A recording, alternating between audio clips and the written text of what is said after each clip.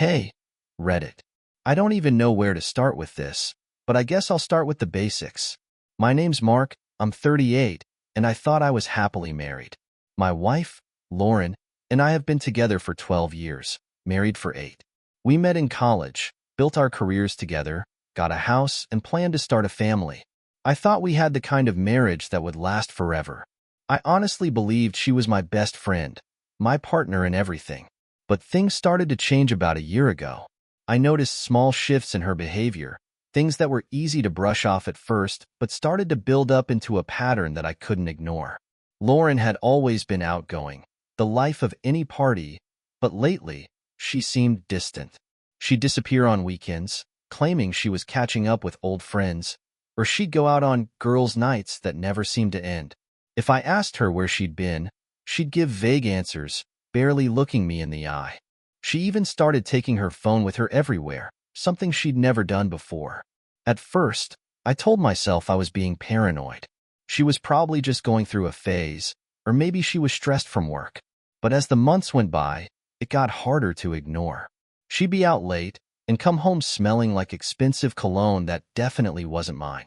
When I'd ask her about it, she'd brush it off, giving me an eye roll and saying things like, "Why are you acting so insecure, Mark? Don't you trust me?" It was as if she'd flipped a switch. She became short with me, even rude at times. One night, after she came home around 3 a.m., I tried to ask her where she'd been, and she snapped at me. "Maybe if you weren't so boring, I wouldn't need to go out all the time." That one stung. I'd always thought I was a pretty decent husband, worked hard, helped around the house, listened to her problems, but here she was, acting like I was some inconvenience, someone she could just push aside. So, I started paying attention. Little things at first. I'd notice her texting someone, smiling at her phone when she thought I wasn't looking. She'd turn her phone screen away from me when I walked by, or suddenly put it on Do Not Disturb, for no reason. And every time I tried to bring it up, she'd act like I was the one with the problem, like I was paranoid or controlling. It was gaslighting at its finest, and for a while, I almost believed her. I'd tell myself I was just being jealous, insecure, or overly sensitive. But one night, everything changed. The night that shattered everything started out like any other. Lauren told me she was going out with the girls again. Her usual routine by now, right? She grabbed her purse, threw on a new dress, a red one I'd never seen before, hugging her in all the right ways. It was something. She'd never dressed like that for me. It stung, but I just nodded, playing along. But as she walked out, something inside me snapped. I couldn't just sit on the couch again, wondering what she was up to, feeling like a fool in my own home. I told myself I'd just drive by, see if she actually went where she said she was going. I grabbed my keys and followed her at a distance, adrenaline making my heart pound as I stayed just far enough back not to be noticed. She didn't head toward the restaurant she'd mentioned. Instead, she drove across town to a quieter part of the city. My stomach tightened as I watched her pull into the parking lot of a bar. This wasn't some trendy place where her friends would go. It was more of a low-key spot, the kind you wouldn't really visit unless you wanted privacy. I parked across the street, telling myself to just observe and not jump to conclusions. Maybe she was meeting her friends here after all. Maybe they just wanted a quiet night. But then I saw him. A guy walked up to her car as soon as she parked, a tall, smug-looking guy with a leather jacket. He looked like he walked straight out of some terrible daytime soap, all swagger and smirk. And then, right there in the parking lot, he leaned in and kissed her. Not a peck on the cheek, not a friendly greeting. A full-on, hands-all-over kiss. I felt like the ground had opened up beneath me. I gripped the steering wheel so hard my knuckles turned white. My mind went blank, and I was just stuck there, watching, unable to move. Lauren, my wife, the woman I'd built a life with, the woman I thought I knew inside and out, was cheating on me, right in front of my eyes. They laughed together as they walked into the bar, his arm around her waist, looking like any other couple on a date. It was surreal, like I was watching a movie where I couldn't stop the ending. I was half tempted to barge in, to confront them right then and there. But something told me to hold back. I wanted to see more, to know exactly what I was dealing with. I waited in the car, anger and disbelief boiling inside me. Minutes ticked by, each one feeling like an hour. Finally, I couldn't take it anymore. I got out of my car, walked across the street, and stepped inside the bar, my eyes scanning the dimly lit room until I saw them, cozy in a booth in the corner, laughing like they didn't have a care in the world. She was sitting close to him, her body language completely different from the cold, distant woman I'd been dealing with for months. She looked happy. Happy in a way I hadn't seen her look in a long time. The realization hit me hard, leaving me numb. Just then, Lauren looked up and locked eyes with me. For a split second, I saw her face drain of color. But then, she did something that caught me completely off guard. She smirked. It was subtle, but it was there, like she didn't care that I'd caught her. Like this was some kind of game. Her friend turned around, sizing me up with a smug grin of his own. He actually had the nerve to get up, walk over, and pat me on the shoulder, this condescending look on his face. "She's mine now," he said, like he was doing me a favor, like I was supposed to just step aside and let them continue. I don't remember exactly what happened next, but I know I didn't hesitate. Without thinking, my fist connected with his shoulder, and he staggered back, shocked. He looked up, fury in his eyes, but I wasn't done. A part of me, probably the rational part, knew I should stop, but that part was nowhere to be found. In that moment, I let out every bit of anger I'd been bottling up, and before I knew it, his arm was twisted awkwardly beneath him. He yelled out in pain, clutching his arm, and Lauren was on her feet, screaming at me. "What's wrong with you, Mark? Have you completely lost your mind?" I looked at her, unable to believe what I was hearing. "What's wrong with me?" I spat. "You're the one who's been sneaking around, lying to my face, and you want to know what's wrong with me?" She crossed her arms, rolling her eyes in that same contemptuous way she'd been doing for months. "Maybe if you were less of a boring workaholic, I wouldn't have had to find someone else to keep me entertained. Did you ever think of that?" That was it. That was all I needed to hear. In that moment, I realized that the woman I thought I knew was gone. Or maybe she'd never really existed in the first place. All the love, all the memories. It felt like they'd been burned to ashes in an instant. After that showdown in the bar, everything felt like a blur. My pulse was still racing, my hands still shaking from the confrontation. People in the bar had turned to stare. Some even pulled out their phones, probably recording the whole mess. But I didn't care. At that point, nothing mattered anymore. I'd seen Lauren for who she truly was, and it left a hollow ache in my chest, like something vital had been ripped out of me. Lauren didn't even follow me out of the bar. I waited for a second, thinking she might run after me, apologize, beg for forgiveness, anything to show she cared. But she didn't. Through the window, I could see her comforting her so-called friend, giving him a look of sympathy as he cradled his injured arm. It was like I'd never even existed to her. I got in my car and just drove. I wasn't even sure where I was going. Part of me wanted to go back to our house, to pack up my things and get out before she came home.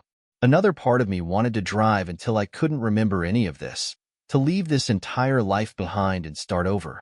But I couldn't ignore the betrayal that felt like it was eating me from the inside out. So I drove, replaying everything in my head.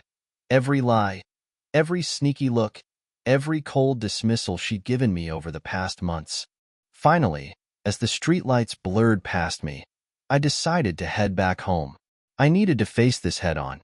I couldn't let her spin this, make it seem like I was the problem. I had to be there, in our home, when she walked in, to make it clear that I knew everything and that this was her betrayal, not mine. By the time I got home, the anger had simmered into something colder, something that felt like pure resolve.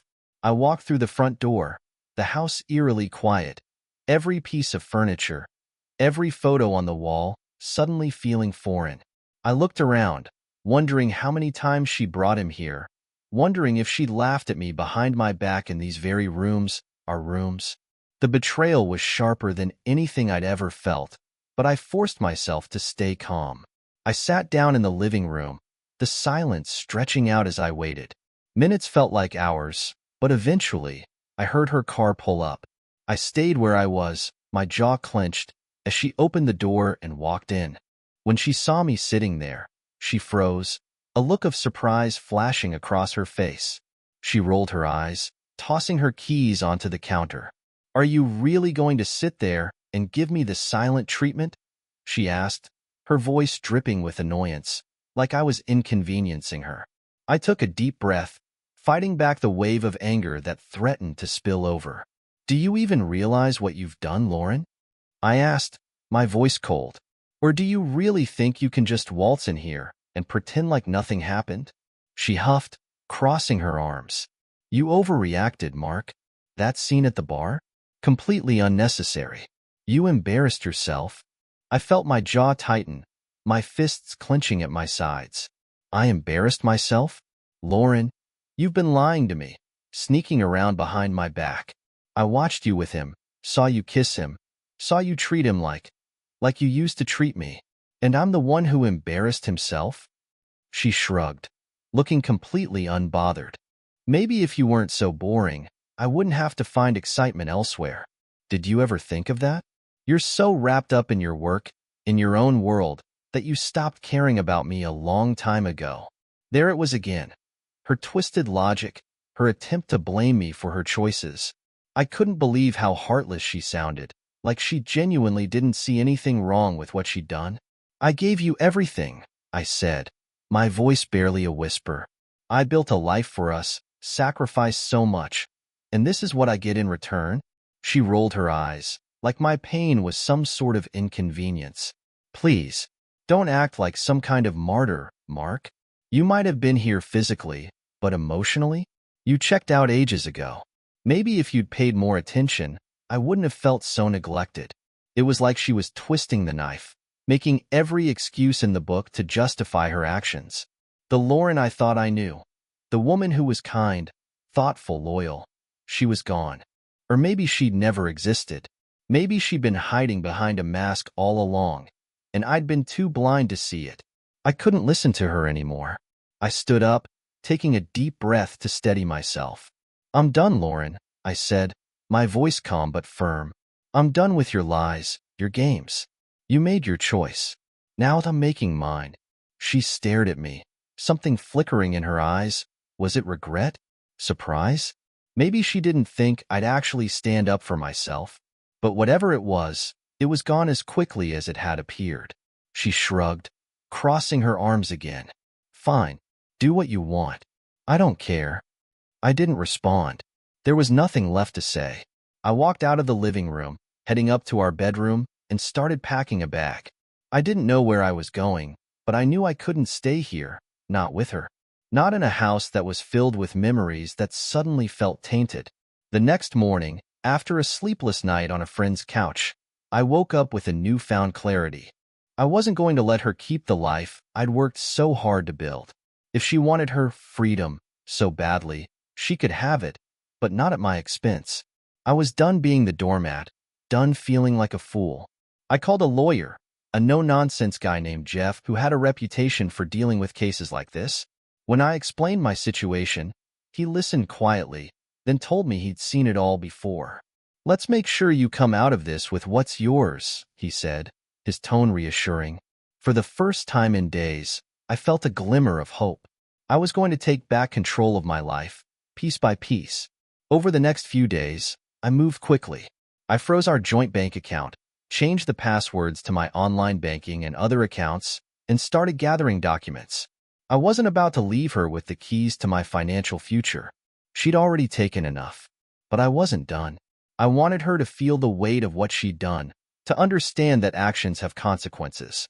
So, with Jeff's help, I arranged for a few surprises.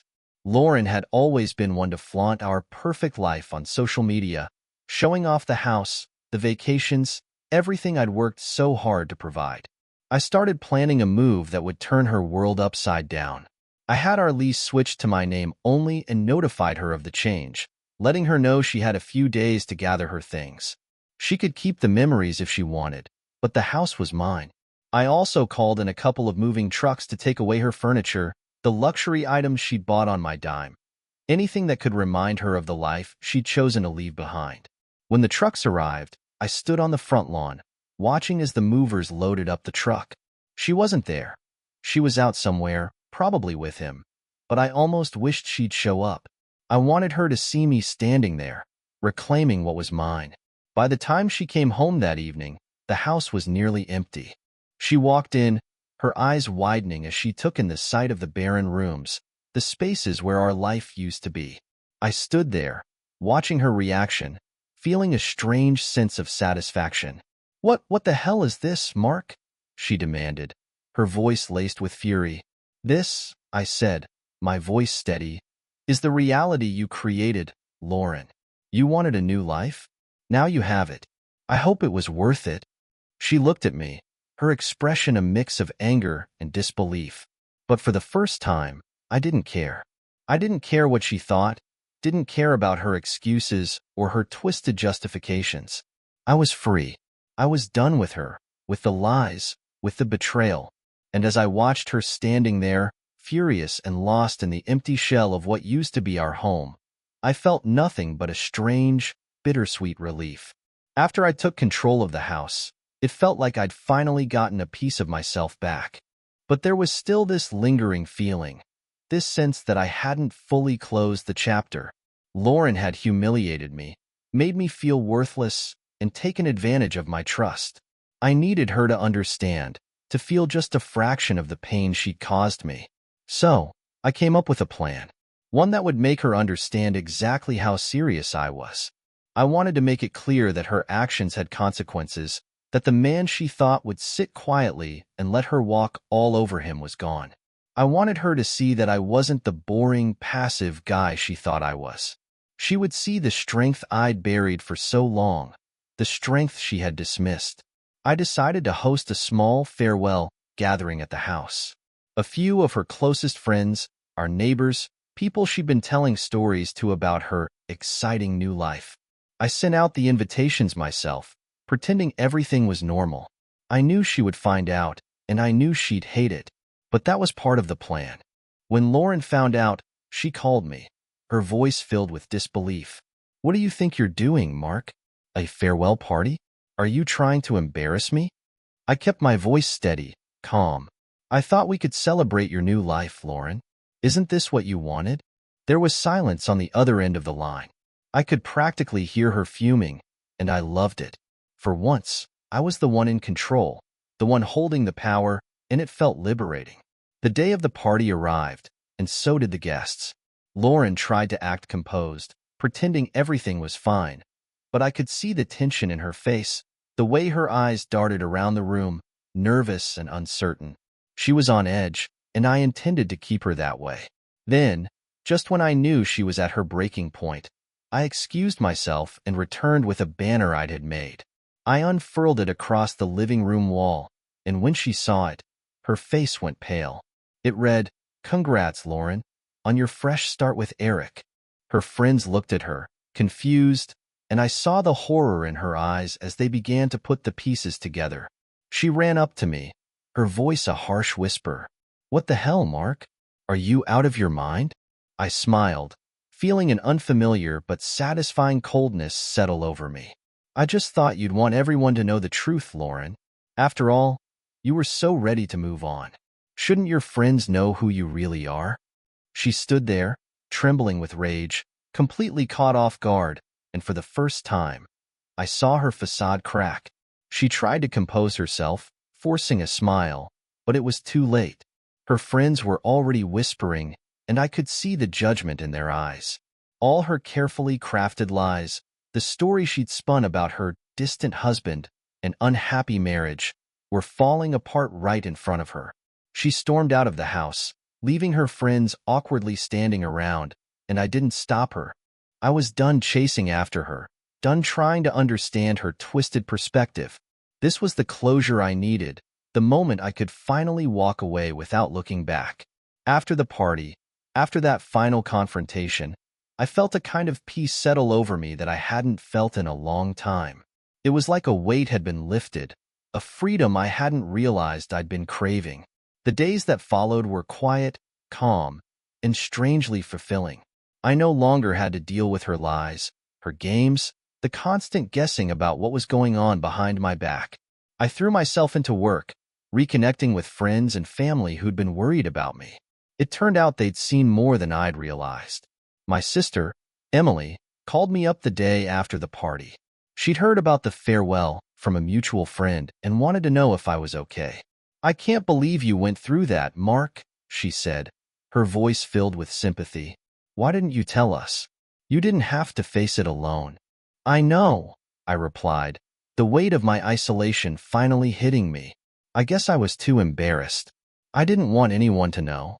"Well, now you do," she said firmly, "and you're stronger than you know. I'm proud of you for standing up to her." Hearing those words felt like validation. For so long, I tried to keep everything together, tried to preserve some sense of dignity while my life fell apart. But now, I was free to let go, to finally put myself first. A week after the party, I officially filed for divorce. I went through our assets, the finances, the house, and with my lawyer's help, started separating my life from hers in every way possible. Lauren didn't fight much. She seemed to understand that she'd lost whatever leverage she thought she had. Maybe she was too busy with Eric, or maybe she just didn't want the hassle of arguing with me anymore.